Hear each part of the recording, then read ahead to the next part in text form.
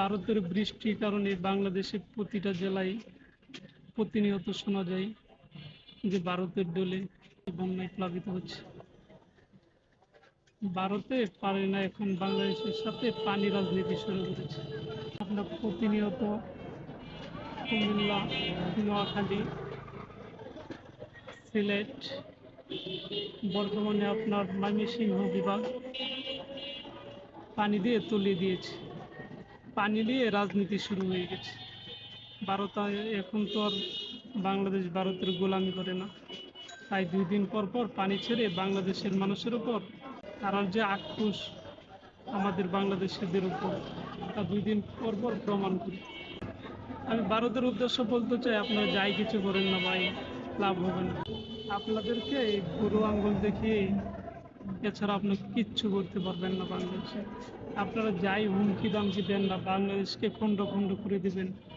পারবেন শুধু পানি রাজনীতি দিয়ে। প্রতিবেশী দেশ আছে, ওইগুলাতে দেখি কেমন পারেন দাদাগিরি করেন, ওইগুলা পারবেন না। শুধু পারবেন বাংলাদেশ একটা ছোট দেশ, এটার উপর যত অত্যাচার নির্যাতন করতে পারবেন। লাগেন না দেখি চীনের সাথে আপনাদের 7 সিস্টার নিয়ে যারা টান দেয়, বা পাকিস্তান কাশ্মীর নিয়ে যারা সবসময় কথা বলে, ওদের বিরুদ্ধে কিছু করেন, দেখি কেমন পারেন। ওইটা পারবেন না। পারবেন শুধু বাংলাদেশের এখানে। বাংলাদেশের উপর 2 দিন পর পর হুমকি দামকি, বাংলাদেশের মানুষকে আপনার মানায় ঝুলিয়ে রাখবেন, বাংলাদেশকে আপনার হুমকি দেন যে খণ্ড খণ্ড করে দিবেন, এছাড়া আর কিচ্ছু করবেন না। একবার লেগে দেখেন না ভাই, বাংলাদেশের মানুষ হাতে চুরি করে বসে থাকবেন। আপনাদেরকে প্রতিটা মানুষ জবাব দিবার জন্য বসে আছে ইনশাআল্লাহ। আমরা সংঘাত চাই না, আমরা চাই সবার সাথে, প্রতিবেশীদের সাথে, সবার সাথে সম্পৃক্তভাবে একসাথে বাঁচতে। আমরা কোনো সময় চাই না যে আপনাদের পিছু লাগি বা পাকিস্তানে পিছু লাগি। আমাদেরকে পাকিস্তান এত বড় যুদ্ধ করেছে আমাদের সাথে, তারপরও আমরা পাকিস্তানের উপর কোনো সময় ক্ষোভ প্রকাশ করি না। আমি বলতে চাই, পাকিস্তানে আপনার যে ক্ষতি না করেছে, আপনারা তার চাইতে বেশি ক্ষতি করেছেন। আপনার প্রতিটা ক্ষেত্রেই বাংলাদেশের 2 দিন পর পর পানি দিয়ে ডুবিয়ে ফেলেন। আপনারা আর কিছু পারেন না। পারেন কি, বাংলাদেশের চারদিকে, বাংলাদেশ তো এমনিতেই নিচু জায়গা, আপনার চারদিকে বাঁধ দিয়ে রাখছেন। আজকে কুমিল্লা, কালকে আপনার নোয়াখালী, এভাবে আপনার পরের দিন সিলেট, বা আজকে আপনার ময়মনসিংহ, এভাবে প্রতিনিয়ত শুধু পানি নিয়ে যুদ্ধ করতে পারবেন।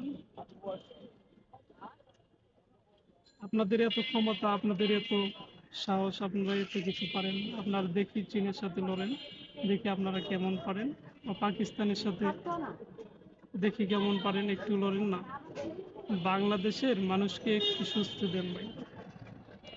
আপনারা বাংলাদেশের উপর যে অত্যাচার নির্যাতন যেভাবে শুরু করেছেন, প্রতিনিয়ত মানুষের কৃষি ফসল এভাবে পানি ছেড়ে মানুষের দুর্ভোগ, প্রতিনিয়ত আপনার দুর্ভোগে ফেলেন। আপনাদের মানুষত্ব যে কেমন আছে তা মানুষ জানে। আর আপনাদের কি বলবো, আপনাদের সম্পর্কে কোনো কথাই চলবে না ভাই। যারা মানুষকে বিপদে ফেলে, যারা হাসাহাসি করে বা মিডিয়া হাসাহাসি করে, তাদেরকে বলার কোনো ভাষা নেই।